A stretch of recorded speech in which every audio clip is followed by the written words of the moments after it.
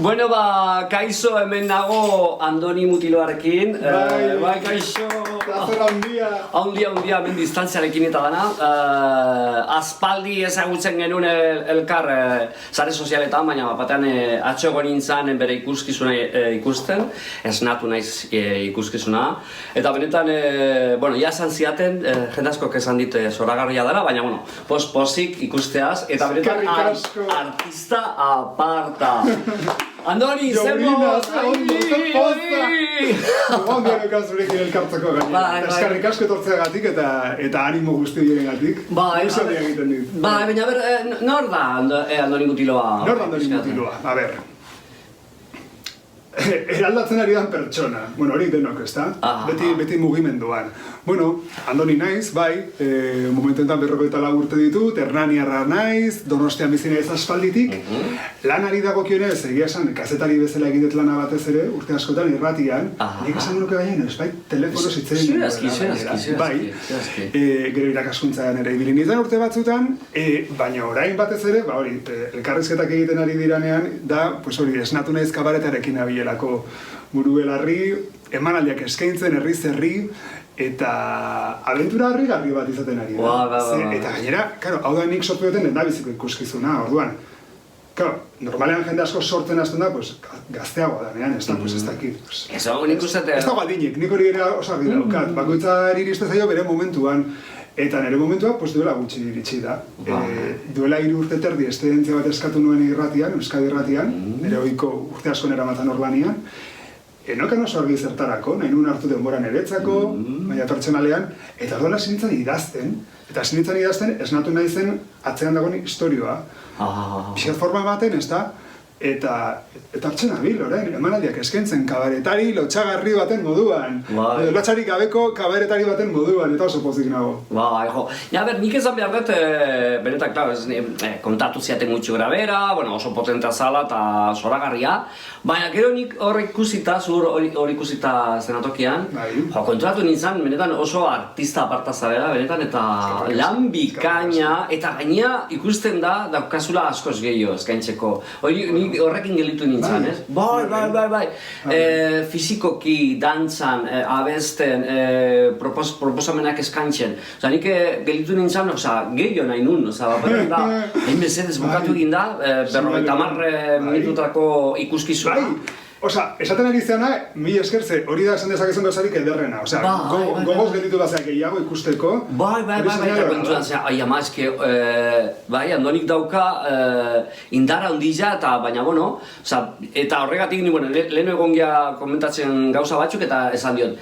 Zuk egin zeurea, egin zure lan zoragarria, baina utzi bebai bestek zuk lantzen edo forma ematen eta hori aldatzen eta ikasi askoz. Dauzkazu, pertsonai pilo bat, posibilitate asko eta benetan zoragarria izango da zuk eskainiko duzun lana zurazki. Eskerrik asko zuri, hortan nahi, egia esan, esnatu nez kabaretan nik idatzi nuen, nik sortu dut, baina laguntza handia izan dut, gainera ezinbesteko laguntza izan dut, zen nik neuk, hasi nintzen idazten, bukatu nuen lehendabizeko bertsioa, eta orduan kontuatu nintzen, nik hau taularatu egin nahi dut, eta nik eraman nahi dut taula gainera, eta bestalde pentsatzen, Andoni, flipao, hau ezin dezuzuk bakarrik egin.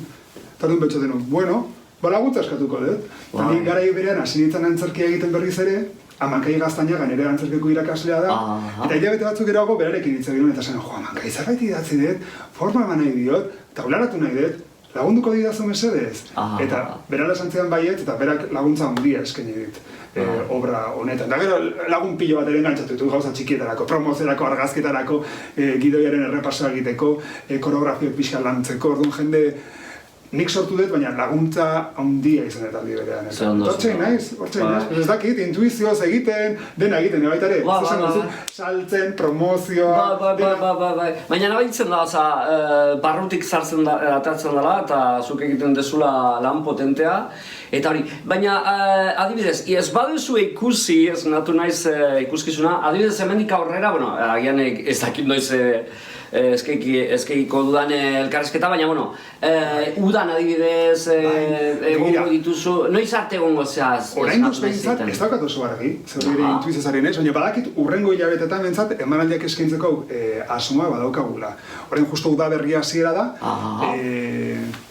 maiatzan emanaldi desente ditugu gainera lotuta ja, gehienak Gipuzkoan izango dira, Pues adibidez, Soraluze, Elgoibar, Arrasate, Lasarte, Donostia, lotzen nahi gehiago oraindik ere, Bizkaia inguruan ere bai estatuta ja Ermuan ekainaren 28an, Arrotasunaren egunan eskolako Markinan segurazki ongo geha, nun ari ginen, Plentzian ere erdi lotuta, Lizarran, Kristoren luzea egiten dit gainera ara iristia ere, maiatza bukaeran, eta hasi ja udazkeneako ere emanaldi batzuk lotzen. Orduan, printzipioz, aukera egongo da, udan justu ez dakit, baina udaberrian eta udazkenean behintzat bai.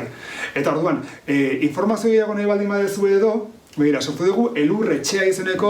Nik jarriko dut hemen. Bai, Elurretxea. Eta orduan, daukagu webgunea, hori berria, super webgune ederra sortu dugu gainera, elur.eus webgunean, eta gero, Elurretxea jartzen badezu, batez ere Facebooken edo Instagramen, hor ere, ikusiko zenun, hori jartzen dituan argazkiak eta bideoak, eta agendari buruzkoak eta hor jartzen ditut. Zondo. Zeintzuk dira zure referentziak, adibidez? Hori deigarria da, nik musikarako zaletasuna txikitatik izan dut. Eta musika izan zen nire modu batean esan ere salvazioa, ez dakit, nerabean nintzanean, basinitzen musika pilo bat entzuten eta asko eman dit maila askotan. Gero antzerki gintzaret eta pelikulak eta oso gustoko izan ditut ere txikitatik gauza asko ikusi izan ditut, eta gero kuriosoa da, erreferentzia pilo bat ditut, baina nire hori nintzen jabetzen askotan. Eta konturaten ez sortzerakoan, idazterakoan, handik eta hemendik erreferentzia oso ezberdinak hartzen ditu dela. Eta esnatu nahi zen adibidez ere hori gertatu da. Daude erreferentzia txiki pilo bat, ez da bakarrik kantuei dagokionez beste artista batzuen kantuak erabili ditugulako, baina baten dago Pirritx eta Porrotxen erreferentzia bat. Eta gero dago The Rocky Horror Picture Show pelikulako erreferentzia bat. Eta gero, elemento oso ezberdinak nire parte dira. Eta gero erreferentzia asko izan ditut, bai artista model eta ditut. Eta hau da peloteo, baina zuzte honetzako referentzia bat, Galdera zanorretarako, baina eta asko diristen zaitut,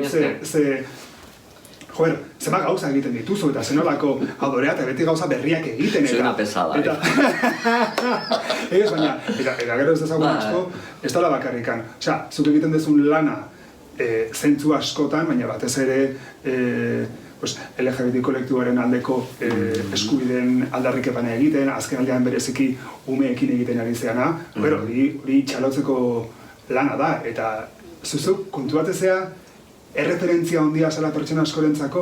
Ez, erreferentzia handia, adibidez, gertatzen ari da, oaintza bertan, guten naizela eskoletara, eta ni umekin agoenean beti, esaten diet, ni ez naiz referente bakarra. Ni bezalako pertsona asko badaude, adibidez, lesbianen munduan batzuk izan daitezke ministrak, ez dakiz zer, medikoak denetarik, eta mutien mundua, bai, futbolariak eta denetarik. Orduan, ni juten ez ara, esateko,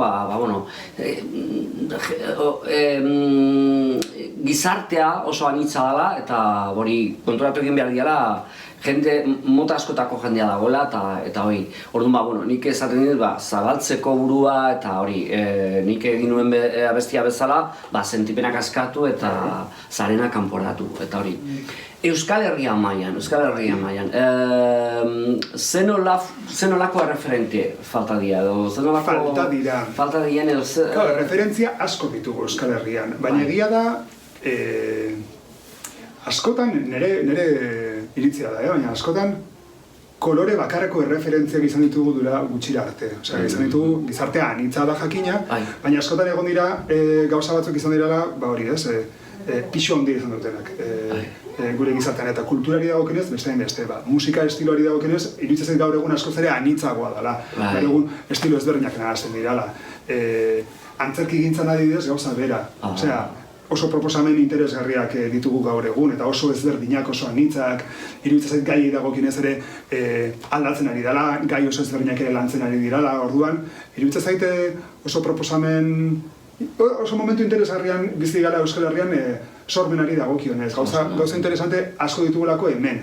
Baina oraindik, erreferentzia erreferentziak ere falta zaizkigu. Osea, egon dira gauza batzuk, estilo batzuk, agian gehiago atzerritik jaso izan ditugunak, nazioartetik, demagun. Osea, pop musika. Bai.